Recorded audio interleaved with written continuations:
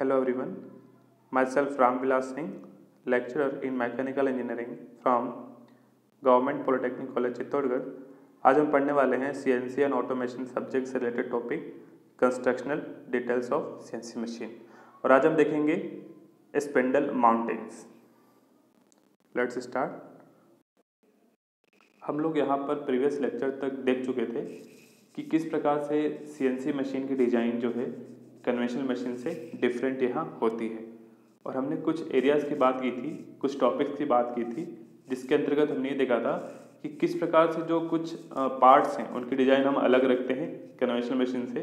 जैसे कि हमने देखा था स्लाइड वेज हम किस प्रकार से अलग बनाते हैं, मशीन स्ट्रक्चर किस प्रकार से हम अलग बनाते हैं। तो अब हम देखने वाले हैं स्पिंडल माउंटिंग, कि हम स्पिंडल किस प्रकार से बनाते हैं, उसको हम फिट या फिर इंस्टॉल किस प्रकार से करते हैं। तो आइए देखते हैं। देखिए सबसे पहले स्पिंडल क्या होता है। स्पिंडल जो रोटेटिंग एलिमेंट होता है, जो रोटेट होता है, दैट इज द स्पिंडल। यानी कि इस रोटेटिंग एलिमेंट में क्या होती है, पावर मिलती है मोटर से, और इस स्पिंडल से अटैच्ड होता है या तो वर्कपीस या फिर आपका कटिंग टूल अटैच्ड होता है। तो देख लेते हैं। Spindle is rotating element in CNC machine, tool और workpiece attached to this spindle. तो स्पिंडल एक जो है रोटेटिंग एलिमेंट है CNC मशीन में, और इस स्पिंडल से या तो वर्कपीस अटैच्ड होगा या फिर कटिंग टूल अटैच्ड होगा। जैसे कि हमने देखा है कि CNC लेथ मशीन के अंदर क्या होता है, चक आपका होता है, चक रोटेट करता है और वर्कपीस उससे अटैच्ड होता है, और कटिंग टूल यहाँ पर फीड मोशन करता है, रोटेशन नहीं करता है। यानी कि ये जो यहाँ CNC लेथ मशीन में स्पिंडल से क्या अटैच्ड होता है, वर्कपीस अटैच होता है इनडायरेक्टली। चक अटैच होता है स्पिंडल से, और चक के साथ वर्कपीस अटैच होता है यहाँ पर, और जो वर्कपीस है वो रोटरी मोशन यहाँ पर करता है।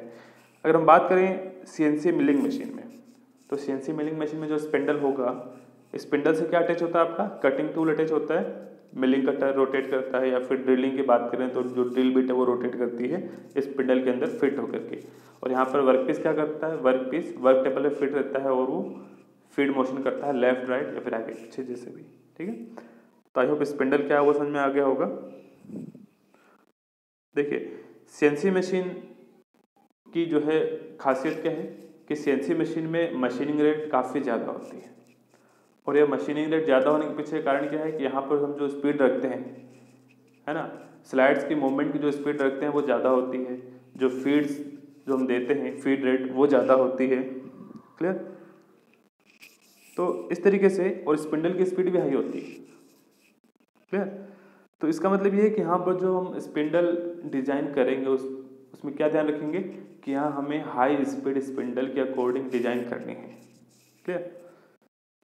तो देखिए किस प्रकार से हमने स्पिंडल को इंस्टॉल किया है CNC मशीन में, या फिर किस प्रकार से फिट किया है, ये क्या कहलाता है, स्पिंडल माउंटिंग कहलाता है। किस प्रकार से हमने फिट किया है उसको हम क्या बोलेंगे, स्पिंडल माउंटिंग।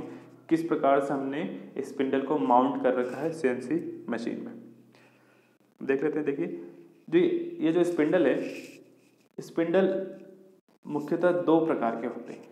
पहला है बेल्ट ड्रिवन स्पिंडल, और दूसरा है इंटीग्रल मोटर स्पिंडल। अब देखिए, अब हमारे पास जैसे कि दो तरह के स्पिंडल हैं, तो हम दोनों का चुनाव कब करें, यानी कि कब किसको सेलेक्ट करें, तो इसके लिए हमारे पास कुछ बिंदु हैं, कुछ आधार बिंदु हैं, जिसके आधार पर हम क्या करते हैं, इनका चुनाव करते हैं, सिलेक्शन करते हैं। तो देखिए in according to the requirement of machine tool, यानी कि मशीन टूल की रिक्वायरमेंट के आधार पर और कॉस्ट के आधार पर हम स्पिंडल को सेलेक्ट यहाँ पर करते हैं। तो मशीन टूल की रिक्वायरमेंट क्या क्या हो सकती है, मैक्सिमम स्पीड कितनी रखनी है, या फिर पावर कितनी रखनी है, लोड कैपेसिटी क्या है, और स्टिफनेस कितनी रखनी है। तो ये कुछ बिंदु हैं जिनका हमें ध्यान रखना होता है स्पिंडल टाइप को सेलेक्ट करते समय। ठीक है, तो देख लेते हैं आगे। There are two type of high spindle speed, high speed spindle is there. यहाँ दो प्रकार के हाई स्पीड स्पिंडल होते हैं, और दोनों ही जो है अलग अलग तरह से CNC मशीन पर इंस्टॉल होते हैं, फिट होते हैं। यानी कि दोनों की माउंटिंग क्या है, अलग अलग होती है। टाइप क्या है, देखिए बेल्ट ड्रिवन है पहला, तो दूसरा इंटीग्रल मोटर स्पिंडल। जैसा कि नाम से क्लियर है, बेल्ट ड्रिवन में क्या होता होगा कि स्पिंडल को हम जो पावर देंगे, जो रोटेशनल मोशन देंगे वो कहाँ से देंगे, एक अलग से मोटर लगी होगी और मोटर जो है बेल्ट के थ्रू पावर ट्रांसमिट करेगा स्पिंडल के अंदर। तो ये होता है बेल्ट ड्रिवन स्पिंडल में। अब अब जो है इंटीग्रल मोटर में क्या होता होगा, यहाँ पर अलग से मोटर नहीं लगी होती है, यहाँ पर स्पिंडल के साथ ही अटैच होती है मोटर, और यहाँ किसी बेल्ट ड्राइव या गियर की आवश्यकता नहीं होती है। तो आइए हम इसको जो है विस्तार से समझ लेते हैं। बेल्ट ड्रिवन स्पिंडल क्या होती है? This spindle is driven by external motor which is mounted adjacent to spindle. ये जो स्पिंडल है आपके पास बेल्ट ड्रिवन टाइप की, इसको हम ड्राइव करते हैं एक्सटर्नल मोटर की सहायता से। और ये मोटर कहाँ लगी होती है? इस स्पिंडल के जस्ट जो है साइड में लगी होती है, यानी कि ज़्यादा दूर नहीं होती है, जस्ट जो है एडजेसेंट लगी होती है, जस्ट पास में लगी होती है। और एक्सटर्नल मोटर की जो पावर है उसको हम कैसे ट्रांसमिट करते हैं स्पिंडल में? The power from this motor is transmitted to the spindle with use of belt drive और गियर्स। या तो बेल्ट ड्राइव की सहायता से या गियर की सहायता से हम यहाँ पर पावर ट्रांसमिट करते हैं मोटर से। कहाँ पर? स्पिंडल में। This spindle consist of spindle shaft, bearing system and supported by bearing housing and also incorporate tooling system। ये जो आपके पास स्पिंडल है, स्पिंडल में एक तो स्पिंडल शाफ्ट होगी जो घूमेगी, क्लियर, और दूसरा क्या सिस्टम होता है इसके अंदर कि स्पिंडल शाफ्ट किस पे जो है सपोर्टेड होता है, बेयरिंग सिस्टम होता है और बेयरिंग हाउस होता है ना। तो रोटेट करेगा तो किसके बेस पे रोटेट करता है? बेयरिंग के बेस पे जो है रोटेट करता है। और यहाँ पर एक जो है टूलिंग सिस्टम भी इसके अंदर जो है अटैच होता है, इनकॉर्पोरेट होता है। टूलिंग सिस्टम क्या होता है कि किस प्रकार से टूल फिट किया जा रहा है यहाँ पर स्पिंडल के अंदर, तो ये टूलिंग सिस्टम है। इसके बारे में आगे विस्तार से पढ़ेंगे। टूलिंग सिस्टम के लिए अलग से चैप्टर है यहाँ पर, ठीक है। तो यानी कि कोई भी ये जो स्पिंडल है, स्पिंडल में मेनली जो ये 4 यूनिट होती हैं, shaft, bearing system, supported by bearing house, bearing housing होती है, और टूलिंग सिस्टम होता है यहाँ पर। तो देखिए अगर हम किसी मशीन में देखें तो जैसे कि आप यहाँ पे देख रहे हैं कि आपके पास कोई सीएनसी मशीन है, क्लियर, आपको वर्क टेबल दिख रही है, और यहाँ पे आप देख पा रहे हैं कि यहाँ पर जो है ब्लैक कलर से जो है हाईलाइट किया हुआ है मोटर एंड स्पिंडल को, क्लियर। यहाँ पर जो कॉलम के साथ जो अटैच है यहाँ पर, इसको जो है हाईलाइट किया हुआ है, और ये हाउसिंग है, और हाउसिंग में जो है स्पिंडल यहाँ पर लगा हुआ है। तो अगर हम इसको अलग से देखें तो आपको ऐसा कुछ दिखेगा, देखिए, ठीक है। यानी कि आपके पास ये तो है स्पिंडल, क्लियर, और इसके ऊपर क्या लगा हुआ है? मोटर लगा हुआ है जस्ट पास में। और पावर ट्रांसमिट कैसे हो रही है? देखिए बेल्ट के थ्रू यहाँ पर पावर ट्रांसमिट होती है। तो ये कुछ स्ट्रक्चर होता है किसका? बेल्ट ड्रिवन स्पिंडल का, क्लियर। तो आई होप डायग्राम से क्लियर हो गया होगा। और अगर हम इसका देखें 3D डायग्राम तो आपको ऐसा कुछ दिखेगा, क्लियर। देखिए ये जो ब्लैक पोर्शन आपको दिख रहा है ये है गियर ड्राइव अटैचमेंट के लिए या फिर बेल्ट के लिए, ठीक है। और ये पूरी जो हाउसिंग इस पूरी क्या हो गई? हाउसिंग हो गई। और आगे वाला जो पोर्शन दिख रहा है यहाँ पे क्या फिट होता है? टूल फिट होता है, एंड टूल स्पिंडल के साथ रोटेट करता है। यानी कि जो स्पिंडल है वो इस पूरे ये जो आपको दिख रहा है माउंट दिख रहा है आपको, पूरा जो ये केस दिख रहा है केस के अंदर है ना, ये पूरा स्पिंडल है और स्पिंडल इसके अंदर है ना। और जो स्पिंडल रोटेट करता है, और स्पिंडल को हम पावर कैसे ट्रांसमिट करते हैं? बेल्ट के थ्रू करते हैं। यहाँ पर जो है बेल्ट अटैच होती है, और इस एंड पर हम क्या करते हैं? टूल को लगाते हैं। तो आई होप आपको क्लियर हुआ होगा। देखिए ऐसा ही जो है स्पिंडल लगा हुआ है यहाँ पर, ठीक है, ये लगा हुआ है। अब हम देख लेते हैं कुछ एडवांटेज कि अगर हम बेल्ट ड्रिवन स्पिंडल यूज कर रहे हैं तो इसके क्या एडवांटेज हैं, क्या फ़ायदे हैं। तो देखिए पहला एडवांटेज क्या है कि इसकी जो कॉस्ट है वो लो रहती है, क्लियर, ज़्यादा एक्सपेंसिव नहीं है, लोअर कॉस्ट होती है। सेकंड हम देखते हैं यहाँ पर कि जो फाइनल स्पेसिफिकेशन है वो यहाँ पर फ्लेक्सिबल होती है। अब इसका क्या मतलब है? इसका मतलब ये है कि जो आपके पास स्पिंडल है, स्पिंडल को किस कैपेसिटी का यहाँ पर बनाना है, किस स्पेसिफिकेशन के तहत बनाना है, यानी कितनी पावर रखनी है स्पिंडल की मैक्सिमम पावर, या फिर कितना टॉर्क जनरेट करना है, कितनी स्पीड रखनी है। तो फ्लेक्सिबल क्यों है? क्योंकि जैसे ही हम मोटर चेंज करेंगे वैसे ही रोटेशनल कैपेसिटी स्पिंडल की ऑटोमेटिक चेंज हो जाएगी, है ना।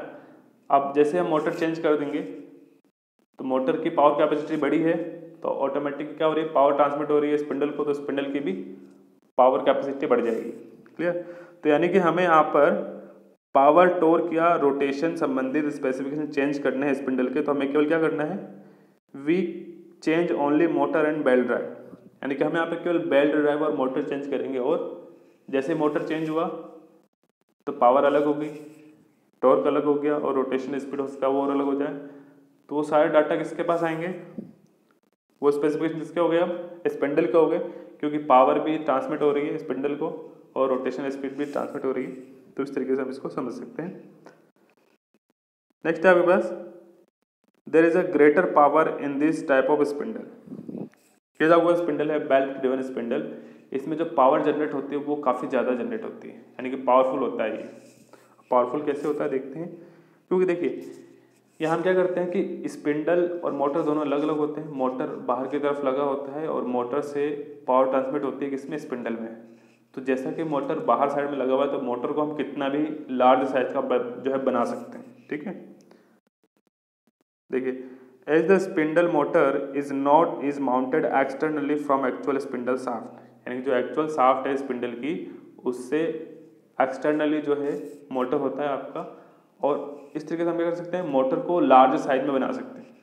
मोटर होगी लार्ज साइज की तो क्या होगा, मोटर अगर आपके पास लार्ज साइज की तो ऑब्वियसली जो पावर जनरेशन है, पावर आउटपुट है वो ज़्यादा होगा, और ये पावर हम किसको ट्रांसमिट कर रहे हैं, स्पिंडल को, तो यहाँ पर जो स्पिंडल में जो पावर होती है वो ज़्यादा होती है, ठीक है। We can use large size motor that is greater power available, तो यहाँ जो स्पिंडल पे जो पावर अवेलेबल होती है वो अधिक होती है। क्यों अधिक होती है, जैसे कि हमने देख लिया मोटर आपकी बाहर लगी है तो मोटर को हम साइड में बड़ा बना सकते हैं, और मोटर में पावर ज़्यादा है तो वो अवेलेबल कहाँ पे आ रही है, बेल्ट के थ्रू स्पिंडल पे आ रही है, तो स्पिंडल पे पावर ज़्यादा होती है। अब इसका कुछ जो है डिसएडवांटेज देख लेते हैं। डिसएडवांटेज क्या क्या है, देखिए मैक्सिमम स्पीड आप यहाँ पर ज़्यादा नहीं रख सकते, मैक्सिमम स्पीड यहाँ पर लिमिटेड होती है। इसका कारण क्या है, देखिए इसका कारण ये है कि आपने यहाँ पर ट्रांसमिशन कर रहे हैं पावर का आप बेल्ट ड्राइव या फिर गियर ड्राइव से। अगर आपके पास बेल्ट ड्राइव है और अगर हाई स्पीड होती है तो क्या होगा, स्लिप फिनोमिना होगा, और स्लिप होगा तो क्या होगा, पावर लॉस होगा और एफिशिएंसी कम होगी। क्लियर। तो यानी कि आप बेल्ट ड्राइव है तो आप यहाँ पर हायर स्पीड नहीं रख सकते, रोटेशनल स्पीड। और अगर आपके पास गियर ड्राइव हो तो क्या होता है, गियर ड्राइव है तो वाइब्रेशन जनरेट होते हैं और हीट जनरेट होता है। तो इस तरीके से हम यहाँ पर हायर स्पीड नहीं रखते हैं। यहाँ पर जो मैक्सिमम जो स्पीड हो सकती है रोटेशनल स्पीड वो 15,000 RPM तक की हो सकती है। और दूसरा इसका डिसएडवांटेज क्या है कि यहाँ पर जो बेल्ट ड्राइव है वो बेयरिंग लोड कैपेसिटी को यूटिलाइज करता है, का उपयोग करता है, यानी कि बेयरिंग की जो लोड कैपेसिटी है उसका यहाँ पर ये यूज़ करता है, उसकी कैपेसिटी को इंगेज कर देता है, बिजी कर देता है। क्लियर। अगर ये belt drive bearing load capacity को इंगेज नहीं करे तो क्या होगा, पूरी की पूरी कैपेसिटी किस में काम आएगी, स्पिंडल को होल्ड करने में आएगी, स्पिंडल को रन कराने में आएगी। क्लियर। लेकिन यहाँ पे क्या होता है कि जो बेल्ट होता है ना, बेल्ट अटैच होता है कहाँ से, बेल्ट अटैच यहाँ पर होता है, जैसे कि मैंने बताया आपको यहाँ पर अटैच होता है बेल्ट। तो क्या करेगा कि बेल्ट में जो टेंशन है, बेल्ट में टेंशन मतलब क्या होगा कि स्पिंडल पे एक जो है मोमेंट लगेगा, और स्पिंडल पे अगर मोमेंट लग रहा है स्पिंडल शाफ्ट पे, तो इस मोमेंट को बेयर कौन करेगा, ऑब्वियसली बेयरिंग करेगा। तो मतलब ये है कि बेयरिंग की लोड कैरिंग कैपेसिटी यहाँ पर इंगेज कर दी गई है, इसलिए जो है एक्चुअल स्पिंडल शाफ्ट के लिए अवेलेबल कम रहता है लोड कैपेसिटी, तो हमें यहाँ पर ध्यान रखना है। अब देखते हैं इंटीग्रल मोटर स्पिंडल, ये दूसरा टाइप है स्पिंडल का। इसमें क्या होता है, देखिए इसमें ये होता है कि जो मोटर है आपके पास, मोटर अटैच होती है स्पिंडल के शाफ्ट से ही अटैच होती है, यहाँ कोई बेल्ट ड्राइव या फिर गियर ड्राइव नहीं होती है। देख लेते हैं यहाँ पर, the motor is included as an integral part of spindle shaft and housing assembly. Integral part होता है, ठीक है, स्पिंडल शाफ्ट से अटैच्ड होता है, कहीं बाहर नहीं लगा होता है, हाउसिंग के अंदर ही होता है ये। This spindle consist of motor, shaft, bearing system and tooling system. तो यहाँ पे जो है मोटर भी आपका जो है अब हाउसिंग के अंदर आ गया। जो है बेल्ट ड्रिवन में क्या था, मोटर बाहर लग रहा था, लेकिन इंटीग्रल में क्या है कि मोटर भी अंदर आ गया है। Motor, spindle shaft, bearing system and tooling system सब यहाँ पर होते हैं। Spindle shaft is held by a set of high precision bearing which require proper lubrication. यहाँ जो हाउसिंग है आपकी स्पिंडल हाउसिंग के अंदर जो स्पिंडल लगा हुआ है ना, तो स्पिंडल को होल्ड करने के लिए हमारे पास क्या लगे होते हैं, प्रिसीजन बेयरिंग लगे होते हैं, जिसमें क्या होती है, प्रॉपर लुब्रिकेशन की यहाँ पर आवश्यकता होती है। तो अगर हम डायग्राम देखें, यहाँ पर जो एक इंटीग्रल स्पिंडल का जो है इंटीग्रल मोटर स्पिंडल का डायग्राम शो किया हुआ है, कट सेक्शन शो किया हुआ है। देखिए यहाँ पर जो ये पोर्शन आपको दिख रहा है, ये जो है टूल होल्डर है, टूल रिटेंशन किया जाता है यहाँ पर, यानी कि ये वो एंड है जहाँ पर हम टूल को होल्ड करते हैं। मिलिंग टूल हो गया या फिर ड्रिलिंग टूल हो गया, ठीक है। और देखिए ये जो है दो बेयरिंग लगी हुई है, एक यहाँ पर और एक यहाँ पर लगी हुई है, बेयरिंग्स लगी हुई हैं, प्रिसीजन बेयरिंग्स हैं आपके यहाँ पर।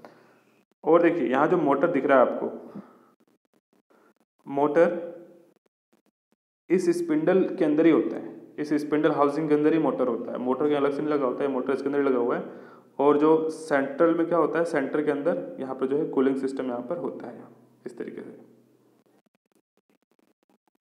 तो डायग्राम आप अच्छे से देख पा रहे हैं।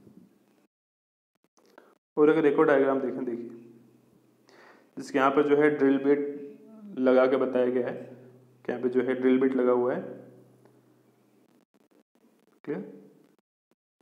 इंटरनल कूलेंट सप्लाई होता है यहाँ पर, और मोटर सिस्टम होता है।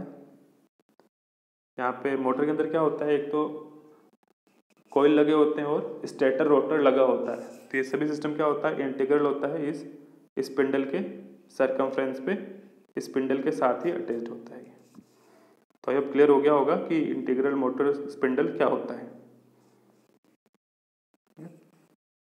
तो हम इसके कुछ एडवांटेज देख लेते हैं। देखिए इसका एडवांटेज क्या है, पहला एडवांटेज है, this spindle allows to rotate at high speed up to 60,000 RPM because there is no gear और बेल ड्राइव। तो यहाँ जो आपके पास स्पिंडल है, ये अधिक रोटेशन के साथ घूम सकता है, अधिक स्पीड से रोटेशन कर सकता है। इसके पीछे रीजन क्या है कि यहाँ पर हमें ना ही कोई हम बेल्ट ड्राइव यूज कर रहे हैं, ना ही हम कोई जो है गियर ड्राइव यूज कर रहे हैं, तो ऑब्वियसली स्पीड को हम ज़्यादा रख सकते हैं। और कितनी स्पीड रख सकते हैं, मैक्सिमम 60,000 RPM तक हम रख सकते हैं। और इसका एक डिसएडवांटेज क्या है, देखिए there is limited power and torque then in inbuilt driven spindle due to constricting design of motor housing. देखिए यहाँ पर पावर और टॉर्क कम क्यों है, पावर लिमिटेड क्यों है, क्योंकि यहाँ पर हमने जो मोटर लगाई है वो मोटर हमने शाफ्ट के साथ ही इनबिल्ट किया हुआ है, इसलिए हम यहाँ पर मोटर की साइज बढ़ा नहीं सकते हैं, लार्ज मोटर साइज हम यहाँ पर नहीं रख सकते हैं। पावर कब बढ़ेगी, पावर तभी बढ़ेगी जब हम मोटर की साइज को बढ़ाएंगे, और यहाँ मोटर की साइज को बढ़ा सकते नहीं हैं। इसका मतलब जो पावर है वो पावर भी यहाँ पर कम ही रहेगी, किसके अंदर, इंटीग्रल मोटर स्पिंडल के अंदर। तो आई होप ये जो दो टाइप आपको क्लियर हो गए होंगे। अब कुछ जो है फोर्सेज कैसे क्या लगता है वो देख लेते हैं, कैसे किस प्रकार से जो डिजाइन होती है। देखिए as in CNC machine spindle driven at high speed, obviously जो स्पिंडल है वो अधिक स्पीड के साथ रोटेशन करती है, जैसे कि हमने देखा 60,000 RPM तक वो रोटेट कर सकती है ना। अगर इंटीग्रल है तो, अगर बेल्ट ड्रिवन है तो 15,000 RPM तक रोटेट कर सकती है। तो मशीन स्पिंडल आपका हाई स्पीड से रोटेशन करता है, and there is high cutting speed and high material removal rate. तो यहाँ पर कटिंग स्पीड भी हाई है और मटेरियल रिमूवल रेट भी हाई है। तो यानी कि जो किसी भी स्लाइड या फिर जो रोटर है उसकी मोमेंट क्या है, बहुत ही हाई स्पीड से यहाँ पर हो रही है, रोटेशन भी और मोमेंट भी, फीड वगैरह सब। तो इससे क्या होगा, the spindle carrying the workpiece और tool are subjected to deflection and thrust force. तो यहाँ पर जो स्पिंडल है आपके पास, स्पिंडल पर एक हाई थ्रस्ट फोर्स लगता है, और इन फोर्सेस से क्या हो सकता है, डिफ्लेक्शन हो सकता है शाफ्ट में, स्पिंडल में। अगर स्पिंडल में डिफ्लेक्शन होगा तो क्या फर्क पड़ेगा इससे, अगर स्पिंडल में डिफ्लेक्शन हुआ तो यहाँ जो मशीनिंग प्रोसेस है वो यहाँ पर प्रभावित होगी, इनएक्यूरेसी आ जाएगी यहाँ पर मशीनिंग के अंदर। तो ये हमें ध्यान रखना है। जैसे कि डायग्राम में शो किया हुआ है कि आपके पास कोई मिलिंग कटर है, देखिए मिलिंग कटर जो इस प्रकार से कटिंग कर रहा है, तो यहाँ पे जो फोर्सेज लगते हैं, पहला तो लग रहा है आपके पास FC कटिंग फोर्स, और एक लगता है एक्सियली थ्रस्ट फोर्स, और FF लग रहा है फ्रिक्शन फोर्स, ठीक है, feed force, sorry FF is feed force. तो ये लोड कहाँ ट्रांसफर होगा, देखिए जो FC फोर्स दिख रहा है आपको, इस FC फोर्स से क्या हो रहा है, इस FC फोर्स से जो है टॉर्क लग रहा है, जो कटर का जो स्पिंडल है उस पर एक जो है टॉर्क लग रहा है, इस तरीके से जो है टॉर्क लग रहा है, टॉर्जनल शियर फोर्स यहाँ पर लग रहा है, क्लियर। तो ये जो है टॉर्क और फोर्स किस पे ट्रांसफर होगा, स्पिंडल पे ट्रांसफर होगा, कटर से, क्लियर। तो अब स्पिंडल पे इस तरीके से फोर्स लगता है, FT लगता है एक्सियली थ्रस्ट फोर्स, और FC इस तरीके से लग रहा है, और टॉर्जनल शियर फोर्स इस तरीके से इस पे स्पिंडल पे लगता है, क्लियर। तो देखिए यहाँ पे जो FC फोर्स है, कटिंग फोर्स, वो क्या कर रहा है, टॉर्जनल शियर फोर्स को जनरेट कर रहा है, और साथ ही क्या कर रहा है, मोमेंट लगा रहा है, ऑब्वियसली मोमेंट लगा रहा है। देखिए FC यहाँ पर अप्लाई हो रहा है तो मोमेंट यहाँ पे लगेगा, और कैन प्रोड्यूस डिफ्लेक्शन, यहाँ पे जो है डिफ्लेक्शन प्रोड्यूस कर सकता है ये मोमेंट और टॉर्जनल शियर फोर्स। तो क्या हो जाएगा, जैसे डिफ्लेक्शन होगा तो क्या होगा, जनरेट इनएक्यूरेसी इन मशीनिंग। अगर डिफ्लेक्शन हुआ तो मशीनिंग में इनएक्यूरेसी यहाँ पर आ जाएगी, और FT क्या कर रहा है, आपके पास एक्सियल लोड अप्लाई कर रहा है, ठीक है। तो यानी कि यहाँ पर अगर डिफ्लेक्शन होगा तो एक्यूरेसी हमें नहीं मिलेगी। तो हमें स्टेबल कैसे रखना है स्पिंडल को, यानी कि हम स्पिंडल को स्टेबल कैसे रखें, और टॉर्जनल स्ट्रेन को हम मिनिमाइज कैसे करें। टॉर्जनल स्ट्रेन मतलब क्या है, यहाँ पर जो है टॉर्जनल शियर फोर्स लग रहा है, तो इस टॉर्जनल शियर की वजह से यहाँ पर टॉर्जनल स्ट्रेन हो सकता है, ठीक है। तो इसके लिए हम क्या करेंगे, the machine spindle is designed to be short and stiff.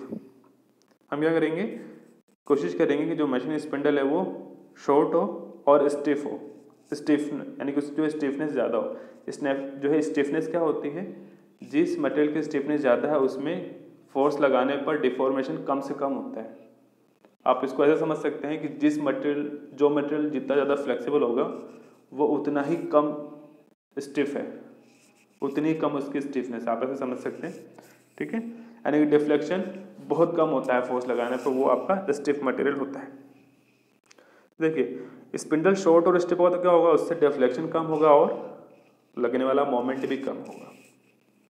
और अगर तुम देखिए, फाइनल ड्राइव टू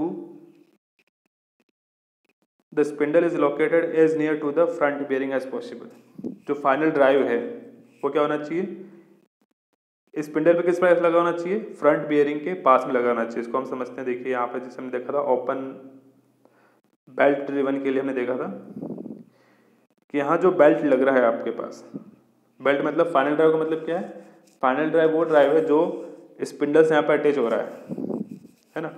जैसे यहाँ पे जो फाइनल ड्राइव है, फाइनल बेल्ट ड्राइव है जो अटैच हो रही है स्पिंडल के इस पोर्शन से, तो ये जहाँ अटैच हो रही है वो क्या होना चाहिए, अंदर जो बेरिंग लगा है बेरिंग के जस्ट पास में होना चाहिए।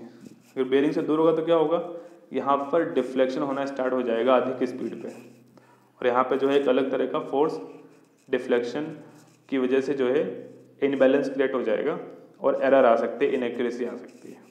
तो हमें क्या करना है, जो फाइनल ड्राइव है वो क्या होना चाहिए,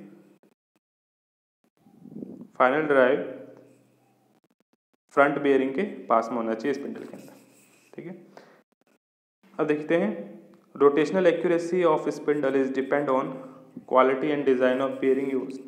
जैसे आप बेयरिंग यूज कर रहे हैं उसके अकॉर्डिंग स्पिंडल की रोटेशनल एक्यूरेसी डिपेंड करेगी, और क्वालिटी पे भी डिपेंड करेगी, बेयरिंग की क्वालिटी कैसी है, रोटेशनल स्पीड जो है वो ना। नेक्स्ट, बॉल और roller bearing are suitable for high speed and high load because of low friction, low wear rate and lesser ability to incorrect adjustment and ease of replacement. तो यहाँ देखिए हमें high speed से rotation कराना है spindle को, ठीक है। तो यहाँ पर जब हम जो बेयरिंग यूज करते हैं वो या तो बॉल बेयरिंग होगी या तो रोलर बेयरिंग होगी। अब इनको हम यूज क्यों करते हैं, पहला कारण तो क्या है, यहाँ पर फ्रिक्शन लो होता है बिल्कुल ही। दूसरा, जो वियर रेट है, वियर रेट भी यहाँ पर लो होता है, जल्दी बेरिंग आपकी नहीं घिसती यहाँ पर। नेक्स्ट क्या है कि यहाँ की इसमें जो है क्वालिटी क्या होती है, बॉल बेयरिंग और रोलर बेयरिंग में क्या करते हैं, सेल्फ एडजस्टमेंट कर लेते हैं, यानी कोई अगर जो अलाइनमेंट एरर होता है तो उसको क्या करते हैं, सेल्फ एडजस्ट कर लेते हैं, ठीक है। और हम आसानी से इसको रिप्लेस भी कर सकते हैं, और इसकी जो है कैरेक्टरिस्टिक है।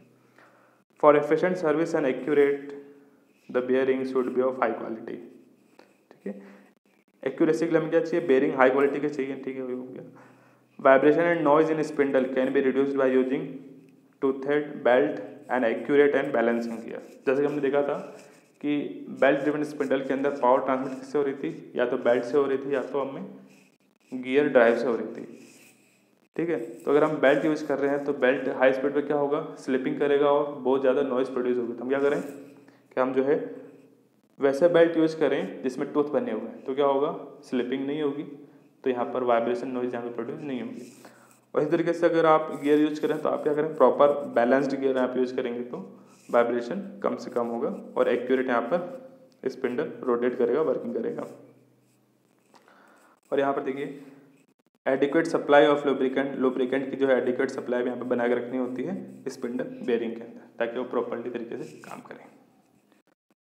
तो आज हमने देखा कि स्पिंडल कितने टाइप के होते हैं और ये किस तरीके से जो अरेंज होते हैं, किस तरह से माउंट होते हैं, क्या स्ट्रक्चर होता है इनका, और किस प्रकार से फोर्स लगता है यहाँ पर, और इन फोर्स को बियर करने के लिए किस प्रकार से हम इसको जो है डिजाइन में थोड़ा बहुत मॉडिफिकेशन यहाँ पर करते हैं।